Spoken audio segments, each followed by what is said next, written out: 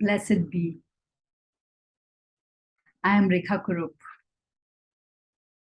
and I see myself as the wisdom keeper of the dark and light rhythms. And in the next series of videos, I want to share with you this wisdom that is the primordial foundational aspect of this, of nature, of creation, of who we are, of who and what and where everything is. And so this very first video is a preparation towards that, sharing with you the very foundational introduction of this wisdom. And these 6 video series or 6 videos that I'm going to share with you, they are precursor to an experiential workshop that I do called as Somatic Earth Spirituality or Women's Inner Navigation System. It's called in different names. And so this is kind of the version that is available for everyone. So you can already begin to recognize, allow, see, explore, and nourish this rhythm within you and within all of life. So let me begin by sharing it through a presentation. Yeah. And this is where we begin. Yeah. So here it is. And you all, I'm assuming, have watched the being and doing rhythm, the 4 phases of rhythm of life. Yeah. And here I have this very complex, interconnected web of all these rhythms, not all, actually 5 of these rhythms, which are very primal and vital to our existence on Earth in the solar system.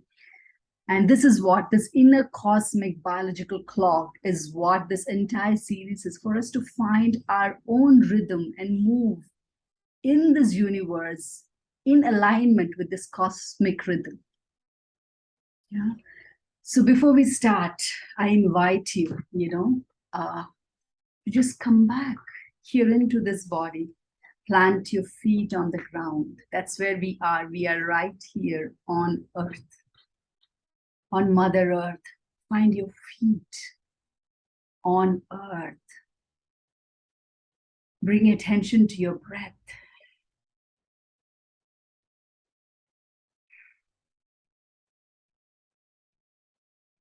The inhalation and exhalation, the rhythm of your heart, the rhythm of your breath.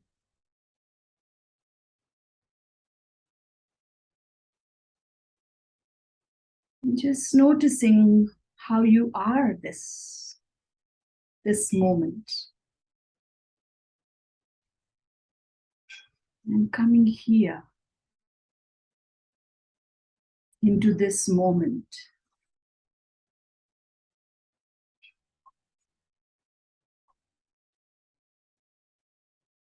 Into your body. And you begin by really bowing down to life itself that comes through to us, and through us it permeates everything else. Yeah, so it's this cyclic movement, and that's what we're going to explore in this journey. Yeah. And as you make space to move through these videos, to watch them in your own space and time, I am actually also inviting you into how to hold this wisdom, how to navigate this wisdom, how to allow it to meet you. And the most important aspect that I want to start with is that this wisdom, whatever that I'm sharing, you already have it. It's woven within you. Yeah, it is part of you. It's not something that I have created or I have become present to. No, it is woven into all of us. We are all in it. And yet, in human life, somewhere we get separated from knowing it. Yeah. And so this exploration is an invitation for you to begin to feel, sense, perceive, and receive this wisdom from your own knowing. So even though you hear me say and speak, words are limited, and my own cognition is limited, language is limited. So I invite you to see what opens up for you in your body and to trust that and stay with that and allow that to kind of guide you as well. And of course, this journey is a beginning. Yeah, I've been awoken to this wisdom, or to see this permeating me and all of me and interconnecting this. And every day I feel like, whoa, I become present to my own limitation and how to navigate that and step out of it and to hold both this limited and the unlimited aspects of who I am here. So I see this as a beginning. Yeah. So, and to know that it's not about finding answers, but it is more about getting to know yourself, getting to be in wonder about this life and you, and what is all this happening here. Yeah. And yes, understanding this wisdom is kind of not possible because the faculties through which we are kind of navigating this wisdom, they are very limited. Our senses are limited, our language is limited, words are limited, our intelligence is also limited. And in this limited faculties of who we are trying to hold a knowing which is infinite. So I would keep inviting you, instead of understanding, to keep coming back to the knowing which is already present in you. Yeah. And of course, yes, this wisdom is infinitely vast, deep, multi-layered, multi-dimensional, multifaceted, and it's not black and white. And sometimes in the linearity of my words and my own black and whiteness sometimes may come through in what I'm expressing, but that is not the wisdom then. That's my own limitation, yeah, in expression. And yeah. So always tap into your body, come back to the body, come back to this moment, and truth will meet you. And yeah. So this wisdom is something that you need to find your answers in it. Yeah? Nobody can validate it for you, because everyone's, I feel, compass is limited. Everyone's expression is limited. So keep coming back to what is said beyond the words and allow nature to open it for you in your own time. And trust that. Trust your process. And I want to say that I am a student. Yeah, I am a student. I write this, present it through presentation because I might forget that, so I just keep bringing this awareness that I am a student of nature. And of course, everything I share is from my own experience. And sometimes I share something today in this moment, and next day or next, I have a new realization, and that doesn't refute what I said before, but it opens up in ways that I am kind of, whoa, drawn into wonder. Yeah. So that I invite that for you. I invite you to stay with that aspect, because nature is the teacher. Yeah. This universe is the teacher. And your own uniqueness of your own birth, your own planets, and squaring your moon, your own planets, squaring your life force, placed in your various aspects of your life, they will determine the unique expression in which you are going to feel, know, and realize this wisdom. And I'm inviting you to kind of own that aspect. Yeah. And I also have learned that these gateways, as we mature, as our human consciousness in this body matures, And with time, with age, and there's a slowing down, there's an ability to let go of things and to look at deeper truths without making it right and wrong. And that is when we really are able to kind of hold this wisdom, to hold this wisdom without really holding it. Yeah. And yeah. And of course, you do not have to agree with anything that I say. Yeah. And I am not here for an argument. I'm not here for a debate. It really doesn't matter to me whether you believe it or not. It doesn't. It informs my life. And I am just sharing it from my knowing. And what I would invite you is, instead of challenging, I want you to really take it up. Yeah, with your own self, with your own, because the challenge is not with me. It's in your own inside. There is a voice that's challenging and saying that this is wrong. Yeah, I want you to work with that and see what opens up for you, and to give yourself the time to really play and see with this wisdom in the outside. And of course, as we go deeper into this, to really know this, we definitely need the blessings of our line, our lineage, our ancestors, our land, our teachers, whoever has come, has played a role in us, in our life force coming to this body, through all that has gone before us. And we need the blessings. So sometimes right here, we are not able to receive those blessings, and it can also be an obstacle. And yeah, and as you're listening, of course, you may feel joy, love, connection. You may also experience your own sadness, your own anger, guilt, shame, pleasure, pain. As you watch these, it can open up things that you have kind of kept hidden and locked inside. And this journey will kind of invite those movements to kind of open up and be available. Yeah. And whatever opens up, I invite you to kind of allow it to be in this moment, in the body.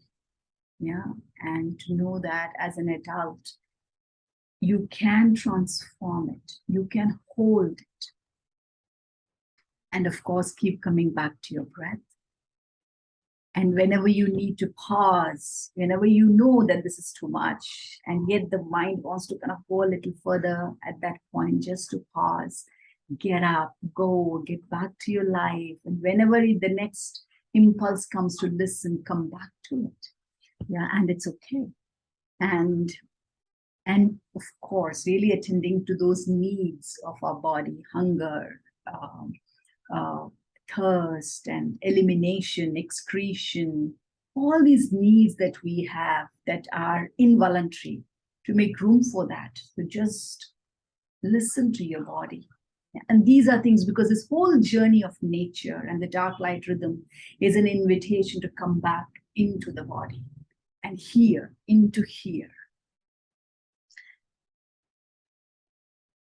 And of course, it has layers and expressions and aspects and faces. And what I am going to bring in these next 6, that this video and another 5 videos is a small aspect of it, a subset. It's like taking a little bit from the fist of an infinite pile of wisdom and just kind of sitting and exploring it and seeing what is there.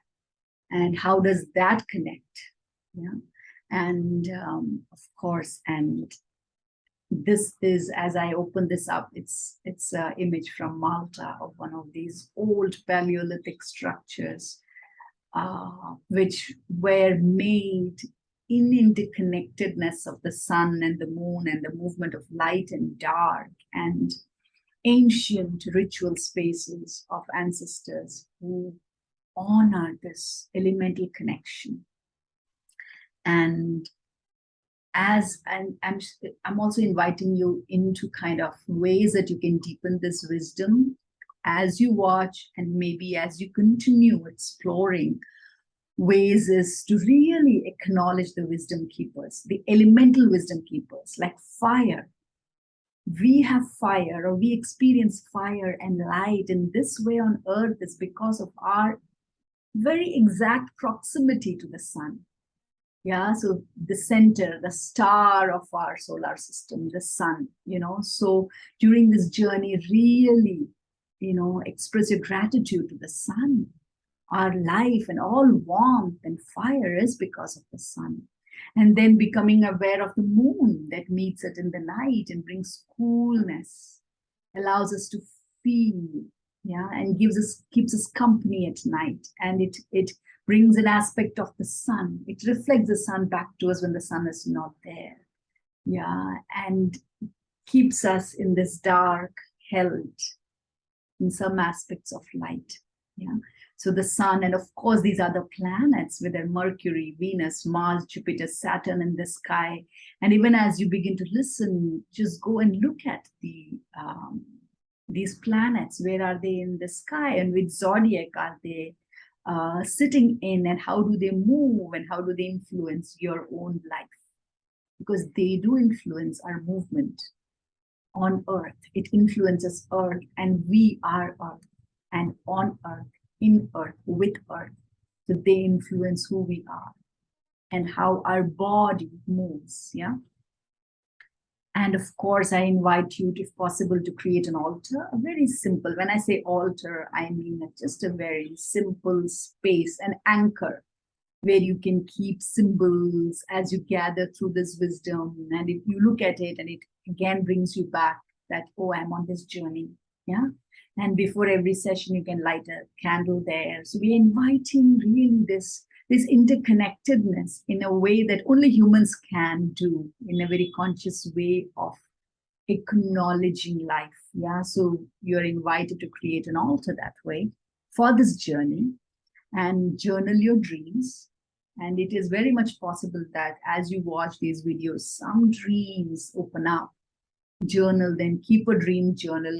Create a practice of dream journal, and see what opens up. And of course, as you enter into this video watching, every day as you come on this video watching, though you're watching a recorded video, you are watching it in your own here and now. What I would invite you is to create a transitional space. So you transition into the space through some ritual, lighting a lamp, washing your hands, face, splashing, washing your feet. Even as you transition out of watching, whatever it is, 15 minutes you watch and you transition out. And if this is a journey that you are continuing or wanting to continue, I would also invite you to have a ritual when you come out. Say a prayer, remember the sun, look at the sky. You can do saltwater feet soaks. You can pull a tarot, pre, after. So these are some ways that we are really bringing conscious awareness to this learning, this exploration. And we are inviting all our faculties, the movement of the elements in ourselves, to also say that I am on this journey, guide me, support me. Yeah. And of course, allow vulnerability to be present. Yeah. And so if your feelings come up, emotions come up, allow that. Cry if you need to, rest, sleep, make room for that. So whatever, just stay present to what is, instead of making it right or wrong. Be honest, learn to really meet truth and agree to what is opening up for you. Yeah? Bring proximity of nature through this journey. And of course, yeah, you may suddenly, as you hear me speak, you might remember some rituals. You might remember your grandparents, or some ancestor, or land, or a tree, or some water source. Something may show up. See how you can really honor that, include that on this journey. And of course, now, I invite you to just pause, catch up on your breath. And if there's some tightness, you're watching very tightly, loosen, stretch your leg, drink some water, use the restroom if you need to. And then, whenever you're ready, we continue again. And before we start seeking the blessings of our ancestors, and when I say ancestors, you know, this earth, Mother Earth, Grandfather Sky, the planets, Saturn, and Jupiter, and Mercury, and Venus, and Mars, the earth, our ancestry, all the birds, and all those life forms, species that came before us in evolution from a single cell to all the mammals, to the reptiles, all of them, and then us and our own ancestors coming here, our parents. Through all of this is why we are here, really acknowledging that. And this web that carries this life. And now we come to the wisdom. What is this wisdom, and why? What are we getting into here? Yeah. And this is where I bring this word nature. What is nature? And even deeper question to ask would be, what is not nature? Is there anything that is not nature? What is nature? What is our nature? What is my nature? What is the nature of life? What is the nature? And just look around you. Everything that may not be nature, who brought it into existence? Who created it? We have this fascination to be God or to be nature. And we do it in a way that we disconnect in doing that. So this is an invitation to really explore nature. And when I say nature, I don't just mean trees and animals and all the things that we can see, but I'm also talking about nature as in something that you can't see. But that's still here, just because I don't see it. Yeah, space, the space, breath. Where is my breath coming from? And where is that going into? I don't feel any air, but where is this getting drawn? Where am I drawing this breath from? And this is interconnection of my breath coming in, going out into plants, and then I'm drawing back. So this interconnectedness. What is not nature and what is nature? And here are some ways that I have begun to kind of really look at nature. One is everything in existence is made up of nature. Everything. Yeah.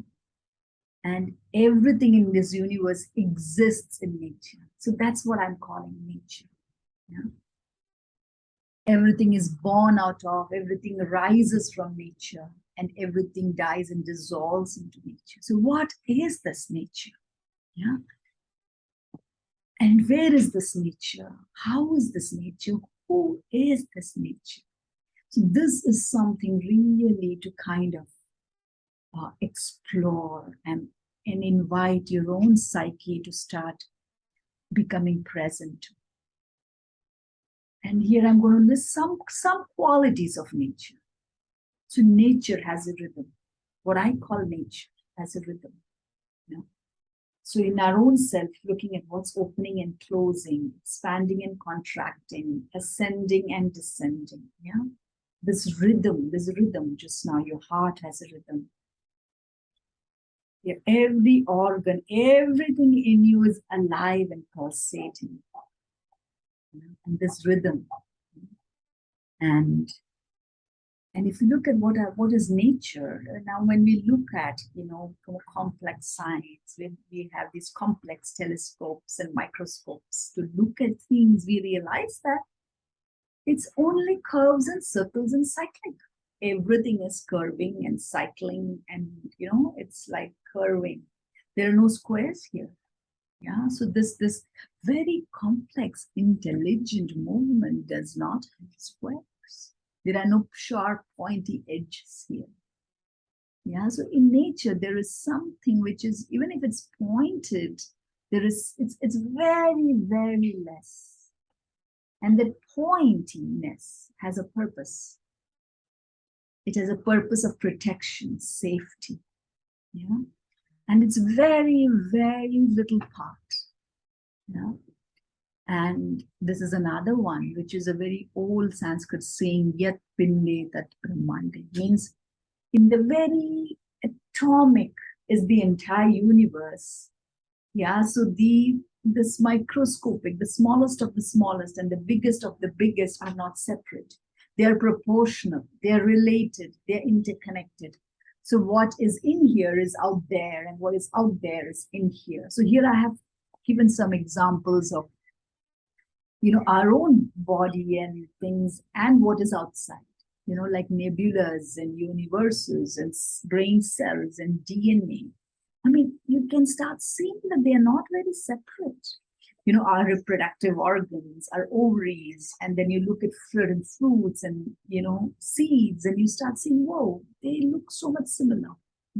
The walnut and the brains look so similar, and we know that walnut is really good for the brain health. So these kind of things, that how nature has created these interconnected things, how they form, to really be curious about all of this, that we are not on nature, we are not on earth, but we are earth, we are nature. What does that even mean when I say that? And how do you know that? How do you hold that? And everything here is non-static. It's moving, it's changing. In some ways, in the elemental consciousness, there is no stillness. Things are forever changing, forever shifting, forever evolving, yeah? And nothing is forever. So this it's a game of losing, lessening. This is what I am beginning to realize. Less is more. And what does that even mean? This is an invitation for you to see. And now I want to share with you the 5 elements. This entire nature, especially on earth. And I have to bring this back to earth, because we are earth bodies. And this entire wisdom that I'm sharing you is from the point of view of being on earth, being earth bodied. If I am born on any other planet, whatever planet, or in any other galaxy, this won't be my incarnate experience. Yeah, and I'm talking about this incarnate experience of being here in the solar system on Earth in this particular way, and this life here, yeah, and life in nature. Any form that exists is made up of a combination of 5 elements. And what are these 5 elements? This is based on the ancient science of Ayurveda from India. And it is, first, we begin with the grossest, the most solid, anything that I can hold, yeah? Like I have this ceramic dispenser, right? I can hold it. The solidity is because it has earth element, really strong and solid, yeah? And so earth, whatever has earth also has some smell to it. You can smell it. And the sense organ is nose, and sensation is smell. Yeah. And yeah, it is. And whatever is form, yeah, it has boundary. It has a distinct shape. It has a distinct appearance, yeah, and it is heavy, so it is always moving down. Especially on earth, we are being pulled down, matter is pulled down. And earth element also gives things depth. It is of the descent, going down. Then we have the next, yeah, in earth, if you put water, it gives it some mobility. Otherwise, earth by itself has no movement. It is solid, it is stationary, yeah. And in earth, there is movement, yeah? The movement, the flexibility, the moldability, the shapeability of earth is because of water. And water, the sense is taste. We taste because there is water in our tongue. Our tongue is hollow and liquidy. It is moist, yeah? And moisture, it's water that has given impetus for life. And tongue, taste, water. Yeah, this is connected to the next element. And even water, all water, you pour it, it will move down. It doesn't go up. So water also as an element has heaviness to it. And pure water has no smell. Yeah, so when water has a smell, that means there is some earth element introduced in it. And then subtler to water is fire. So fire is on earth and it can burn and also move up and spread and lift away. Yeah. So fire is connected to the sense of sight. Our ability to see is because of light in our cornea.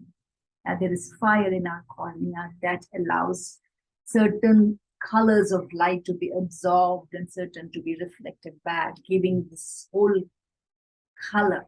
So this fire is connected to the fire of the sun. The fire in our belly is also the seat of the sun. Yeah. So this fire, and eye is the organ. And all of these also have an organ of action. Like the earth's organ of action is anus or the rectum, which is connected to excretory organ system. The water, the organ system, the organ is of action is the genitals. So our entire reproductive system, yeah, below the navel, yeah, our reproductive system is moist water. It's the area of water. And then comes our fire, which is this entire system, navel, tube, center of throat, this entire region, our torso, where our vital organs are, our digestion is, our heart is, our circulatory system, all of this system, our breathing, respiratory system, these very life things are connected to fire. So if the fire here really needs to kind of, it's what helps us to go here, and it helps us to go down. And the organ of fire is our feet. Feet on earth, they help us walk, they help us to stand up and walk. So fire in the human consciousness is very, very subtle and is one of the most complex movements that have happened, which has allowed us to awaken in the way that we are human. Yeah. And fire, like, it is warm, at the same time it can burn. So fire can really support the form to be protected. Fire brings safety. And then subtler than fire, right? When things burn, they become so light that they can escape. That is air. So air is subtler than fire. It is everywhere. It is actually directionless. It can be given direction, but air can be everywhere. It's the subtlest aspect of who we are. It is touch, our skin. Yeah, so our air is connected. So when there is air, it is connected to touch and the sense organ of skin. Yeah, and if you look at air, this whole seat, right, our throat, all of this, it is connected to our hand. When we touch, right, this hand, and it's also connected to our heart and creativity. That's also, so air and fire work very closely together to give impetus to our life force, to give direction to our fire. Yeah, so if air needs to be given direction, and that direction comes through fire. Yeah? And then comes space. Space is really not so much an element as it is just. So if there is anything static in all of these, it is space. Space is static, it is non-dying, it is non-creating, it is forever here. It is the background, it's the backdrop in which all of dance of life happens. That is space. Yeah. And space is connected to sound, sense of sound, and the ear. So there is space inside our ear drums. That is what allows sound to be heard. And our throat is hollow, so they together create this ability of speech, of vocal cords is the organ of action of space element. Yeah, so together this and the fire and air together create this very complex human being. So in the human being, the fire, air, and the space aspect has really attained an evolutionary breakthrough in the way that we are here. And that's what is very fascinating about being human. Yeah. And yeah, so if you look at this, I feel like, yeah, the creation, then we have the sustenance, and then we have death and rebirth. It's through actually fire, air, and space. So all of life comes from space.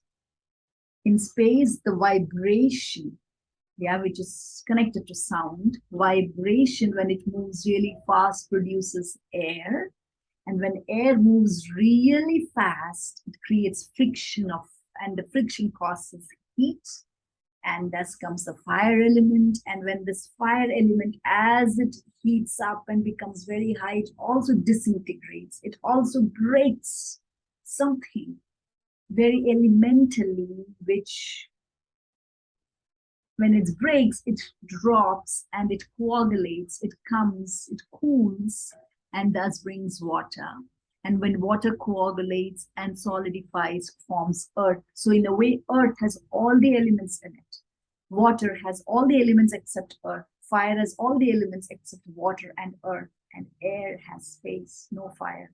So the pure quality. So you can start seeing this. Everything in form has all the elements in it. And depending upon how these elements are, it gives everything its unique purpose, unique shape, unique existence, unique expression. So if you can see, as human beings, we have this very complex way of, in this way, this elemental movement is happening and changing and shifting. Yeah. And that is something to become aware of, to know each element and its nature. Yeah. So I want to also kind of bring this awareness to when we say Shiva and Shakti. What is it primordially, this energy? So Shiva, when we say, is space, ether. It is neither masculine nor feminine. Shiva is not really a man. So the minute we have this appearance of man, that is already Shakti. So Shiva is this very universe. Like when I was recently listening to the experience of, one of the Star Trek, I forgot the name, who went into space. And when he came back, he said that he saw this emptiness in space. Such emptiness, like there is nothing. And it brought up this very deep, dark sadness for him. And when he turned and when he could see Earth, he could see how beautiful, precious gift being on this earth is. So that aspect of this universe, which is huge and empty and dark, yeah, that is Shiva. And it is full of potency of everything. Yeah. And in this Shiva consciousness, in this space is where life as light emerges. In this deep darkness, life emerges as Shakti. And that is this dance of the elements, so from air to fire to water to earth. And as this is happening, we have masculine, feminine, male and female, and gender and sex, and this formation. There's this creative force, this impotence of things coming into form. That light movement, which is all of everything, yeah, which is Shakti. So they say that the E in Shiva, right, that is Shakti. It's this desire. E in Sanskrit is the word Icha.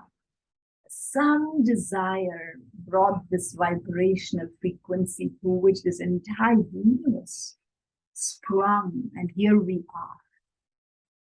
Yeah.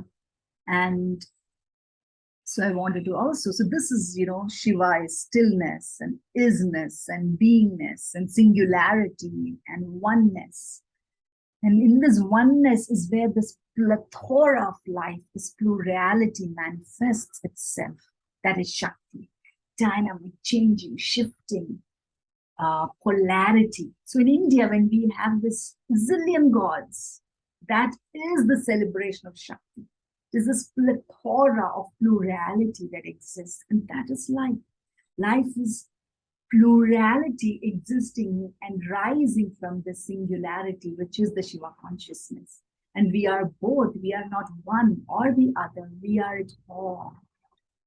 And so when we really need to experience stability and stillness and silence, we can sink into Shiva consciousness, which is the source of all of it, which is the beingness, which is within that is all the qualities. Yeah, that is a true nature. Because everything that rises also collapses into the Shiva. So Shakti is temporary. She rises, she does a dance. And I say she and not in as in gender, but really to kind of, because Shakti is also he. Yeah, and I say she because that's me. Yeah, I am in this herness body, yeah, womb body. And so I am mirroring Shakti as me. And when if it's a man speaking, he will mirror Shakti as him. And that's all right. Both are true. One is not false and one is not better or worse. It is the truth. And that's my expression. That's what I'm here for. So this life that you see everything around is Shakti. Yeah. So, and in Shakti, there is no stillness. It's vibration, pulsating life. And today, scientists know that they go looking for in this, in life, in the solidity. Keep looking. You're looking to go to the complex microscope and look in, and you see things moving, and then you go further, and you see just space. Like, where is this intelligence? How is this happening? You know, that kind of wonder of this life. And I wanted to share this here, you know, this Shiva and Shakti, the E. This E has brought us here, this desire. So each one of us, now life is so complex, each one of us is here to realize something, to know an aspect, yeah, and in that, and then we go back into where we came from. So this is something to really becoming aware of this stillness and dynamism, yeah, and this polarity out of which life comes out and comes up and goes back in this cyclic movement, yeah. So deep, dark, death, rest, and in that comes life, emerging life, yeah, and to make room for that. And this is where I'm going to kind of invite you is to really pause here in dark and light. And we will continue this in our next session and see where we go from here.